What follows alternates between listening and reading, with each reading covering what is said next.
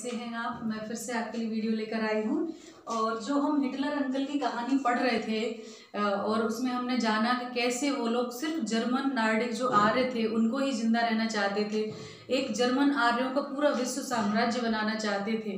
ठीक है, तो उसके लिए क्या क्या यातना थी ये सब कुछ हम पढ़ चुके हैं। इस वीडियो में मैं आपको बताऊंगी कि उन लोगों ने अपनी विचारधारा को क्रियान्वित करने के लिए, अपने बेवकूफ़ी वाले कहें कि विचारों को क्रियान्वित करने के लिए कितने लोगों को मौत के घाट उतारा। तो चलते हैं। इसको नाम दिया गया नस्ली कल्पना लोक या यूटोपिया बोलते हैं उसको। नस्ली कल्पना लोक मतलब इनका एक विचार था कि सिर्फ इस नस्ल के लोग ही, जिस नस्ल का हिटलर था उसी जर्मन आर्डिक वो अपने आप को कहते थे आर्य। उनका कहना था कि सिर्फ वही जीवित रह सकते हैं संसार में, वही राज्य करेंगे, वही रहेंगे, उनको अपनी रक्त की शुद्धता बचाए रखनी होगी, है ना। यानी प्योर जो जर्मन नस्ली आर्य हैं वही पूरे विश्व पर शासन करें, ऐसी उसकी महत्वाकांक्षा थी। धीरे धीरे विश्व विजेता बनने के साथ साथ वो नस्लीयता भी अपने साथ वो उसकी डेवलप होने लगी थी। तो ये सब चीज़ों ने बहुत बड़ी मात्रा में जनसंहार किया था। वो कैसे कैसे चरणों में हुआ था वो सारी चीज़ें हम आपके साथ इस वीडियो में शेयर करेंगे। तो सबसे पहले देखें हम कि युद्ध के साए में नाथसी लोग जो थे वो अपने कातिलाना, नस्लवादी, कल्पना लोक या आदर्श विश्व के निर्माण में लग गए। यानी वो युद्ध करते जा रहे थे। जो विजित प्रदेश थे वहां पर जो आर्य लोग थे, जर्मन लोग थे, उनको तो जिंदा रहने देते थे, बाकी लोगों को चरणबद्ध तरीके से उन्होंने खत्म करना शुरू कर दिया। वो चरण कौन से थे वो अभी अपन बताएंगे। ठीक है, जनसंहार और युद्ध दोनों एक ही सिक्के के दो पहलू हो गए। यानी वो युद्ध लड़ते थे और लोगों को मार, मेन लोगों को खत्म कर देना, सिर्फ जर्मन आर्य ही जीवित बचे। ठीक है, पोलैंड को, पश्चिमी पोलैंड का जो एक हिस्सा था वो जर्मनी में मिला दिया गया। पोलैंड को पूरी तरह से तहस नहस कर दिया गया। वहां के लोगों को खदेड़ दिया गया बाहर, जिससे कि जर्मनी के लोग जो हैं वो वहां आकर बच सकें। और उसके लिए उन्होंने पोलैंड वासियों को खदेड़ कर एक गवर्नमेंट एरिया में भेज दिया गया। ऐसा एरिया था जो उन्होंने बनाया था जहां कुछ भी सुविधाएं नहीं थी और धीरे धीरे वहां मरने के लिए उनको छोड़ दिया गया था। तो ये सब नरसंहार चल रहा था। इसी क्रम में इसके उन्होंने कुछ चरण बनाए थे। पहले चरण में क्या किया, तो विधिवत तरीके से, चरणबद्ध तरीके से उनको खत्म करने का काम शुरू किया गया था। तो इनका जो पहला चरण था वो था नागरिक अधिकार छीनना, है ना। सबसे पहले इन्होंने क्या किया, उनसे नागरिक अधिकार छीने। ठीक है, तो यहाँ जो मौत का सिलसिला है उसमें पहला चरण है, पहला चरण वो कब से कब तक है। पहला चरण रहा इनका 1933 से 1939 तक। ठीक है, 1939 तक। और इसमें उन्होंने कहा कि हमारे बीच तुम्हें नागरिकों की तरह रहने का कोई हक नहीं है। उनका कहना था कि हमारे बीच, जर्मनों का कहना था कि हमारे बीच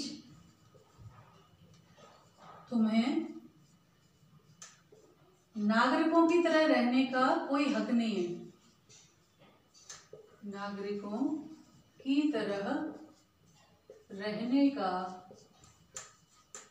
कोई हक नहीं है ना, कोई हक नहीं है। यानी इनसे नागरिक अधिकार यहाँ पर छीन लिए गए थे। और जिसके चलते इनको क्या था कि जर्मन रक्त वाले ही जर्मन नागरिक हो सकते थे। क्या था, जर्मन रक्त वाले ही जर्मन नागरिक हो सकते थे, अन्य कोई नहीं जर्मन नागरिक हो सकते थे, है ना, हो सकते थे। उसके अलावा इन्होंने क्या किया, विवाह पर भी पाबंदी लगा दी इनके, है ना। इन्होंने कहा कि भाई यहूदी और जर्मन के बीच विवाह पर पाबंदी, यहूदी व जर्मनों के बीच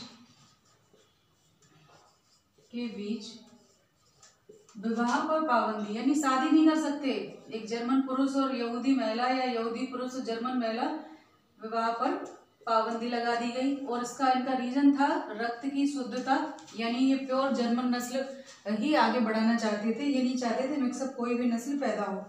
तीसरा था यहूदी जर्मनों के बीच विवाहेतर संबंध, विवाहेतर संबंधों को अपराध घोषित करना, विवाहेतर संबंधों को अपराध घोषित करना, ठीक है, अपराध घोषित करना। यानी अगर विवाह के बाद किसी के संबंध हैं यहूदी और जर्मन के आपस में, तो उसको वो अपराध है, उसके लिए दंड मिलेगा, है ना। तो पहले चरण में ये किया गया, और इसके साथ साथ उनकी संपत्तियां छीन ली गई, उनका रोजगार छीन लिया गया, है ना, और उनसे नागरिकता छीन ली गई, सबसे पहले चरण में, ठीक है। और दूसरे चरण में उन्होंने क्या किया, उनके व्यवसाय का बहिष्कार किया, जो वो काम करते थे वो सब रोजगार व्यवसाय सब कुछ उनका छीन लिया गया। तो पहले चरण में उन्होंने ये किया। दूसरे चरण में क्या किया, दूसरे चरण में कहा बाड़ाबंदी, बड़वाबंदी कहा गया, है ना। दूसरा चरण जो था, चरण वो था 1940 से 1944 तक, है ना। 1940 से 1944 तक इनका ये सब चला, ठीक। तो उसके अंतर्गत क्या किया इन्होंने, क्या किया, इसके दूसरे चरण को क्या कहते हैं, बड़वाबंदी, दड़वाबंदी, सॉरी, दड़वा, यानी एक दड़वे में उनको कैद कर दिया गया, दड़वाबंदी, है ना। 1944 तक, 1940 से 1944 तक ये दूसरा चरण था इनका, है ना, दूसरा चरण। तो इसमें इनको दड़वाबंदी की गई, यानी कि इनसे कहा गया कि तुम्हें हमारे बीच में रहने का कोई हक नहीं है, तुम्हें हमारे बीच रहने का कोई हक नहीं है ना, यानी साथ में आप नहीं रह सकते हो, रहने का कोई हक नहीं,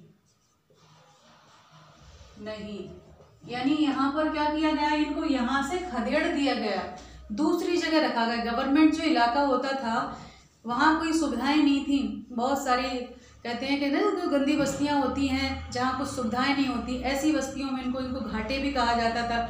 यहाँ पर गैस के चैम्बर भी थे जहाँ इनको रखा जाता था। तो दूसरे चरण में कहा गया कि भाई तुम्हें हमारे बीच में रहने का वो नहीं है। तो 1941 से सभी यहूदियों को हुक्म दिया कि वे अपने घर, पहले तो उनके घर का वो हुआ, 1941 से सभी यहूदियों को हुक्म दिया गया, सभी यहूदियों को आदेश दिया कि वो अपनी छाती पर पीला डेविड का सितारा लगाएं, अपनी छाती पर डेविड का पीला सितारा जो है वो लगाएं, है ना, पीला सितारा लगाकर रहें।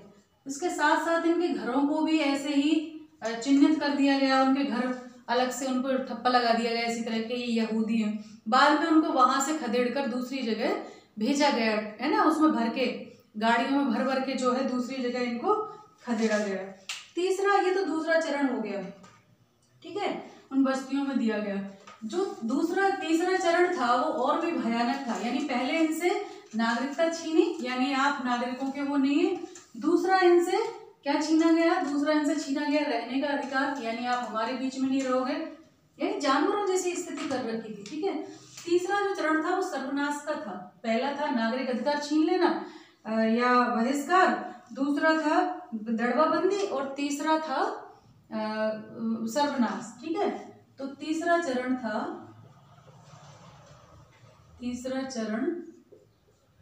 सर्वनाश, इन्होंने अब इनका सर्वनाश करना शुरू कर दिया, सर्वनाश। और ये कब से कब तक चला, ये चला 1941 के बाद, 1941 के बाद। अब ये क्या कहते थे, इनका कहना था कि केवल इनने कहा कि तुम्हें जीने का हक नहीं है। पहले क्या कहा कि तुम्हें नागरिक की तरह रहने का हक नहीं है, फिर कहा तुम्हें हमारे साथ रहने का हक नहीं है, और तीसरा था कि तुम्हें जीने का ही हक नहीं है, जीने का कोई हक नहीं है, ठीक है, हक नहीं। तो क्या किया गया इनको कि गैस चैम्बरों में इनको छोड़ दिया गया, गैस चैम्बरों में भर दिया गया, वह जहरीली गैस से इनको मार दिया गया है ना, जहरीली गैस के द्वारा, जहरीली गैस के द्वारा, गैस के द्वारा इन्हें मार दिया गया। ठीक है, इनका मानना था कि केवल जर्मन लोग ही जिंदा रह सकते हैं, तो इनके जो छोटे छोटे बच्चे थे इनके माता पिता से छीन लिए गए और उनकी जांच कराई गई कि ये जर्मन है, जो आर्य जैसे दिखते थे उन बच्चों को माता पिता से छीना गया, उनकी जांच करवाई गई कि ये आर्य हैं। अगर वो आर्य होते थे तो उनको उनके माता पिता से छीनकर जो जर्मन आर्य परिवार थे उनके पास भेज दिया जाता था और वो उनको पालते थे, और अगर वो आर्य नहीं निकलते थे वो बच्चे तो उनको ले जाकर अनाथालय में भेज दिया गया, उनके माता पिता को मार दिया गया। इतना बड़ा जनसंहार हुआ था, ये सिर्फ इसलिए एक सनक, जो कहते हैं पागलपन, सनक जिसको कहते हैं, कि एक अपने आप में इमेजिनेशन कर लिया कि इस संसार में सिर्फ जर्मन आर्यों को ही जीने का हक है और किसी को जीने का हक नहीं है। वो पूरे संसार को जर्मन आर्यों से भर देना चाहिए चाहते थे, वो चाहते थे पूरे विश्व में सिर्फ यही नस्ल हो और कोई नस्ल नहीं हो, क्योंकि ये नस्ल श्रेष्ठ है।